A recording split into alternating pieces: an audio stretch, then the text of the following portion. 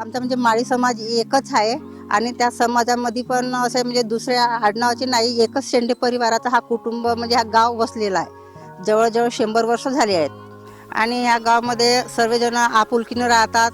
अजूनपर्यंत म्हणजे भांडणं झाले नाही आणि कोणाशी वादविवाद झालेला नाही. सर्व एकोप्यानं राहतात. कोणतेही कामं जर करायचे असले तर एकमेकाच्या सल्ल्यानं कामं होतात आमचे. 150 लोक इथं वावरत आहेत आणि त्या 150 लोकांमध्ये एकाच आडनावाचे आणि एकाच समाजाचे लोक आहेत आणि आमचा पारंपरिक धंदा म्हणजे व्यावसायिक शेती करणे, धान घेणे आणि भाजीपाला घेणे. त्याच्यामध्ये पत्तागोबी, वांगा, टमाटर, फुलगोबी असे आम्ही 2-4 वांचे पद्धतीने घेत असतो.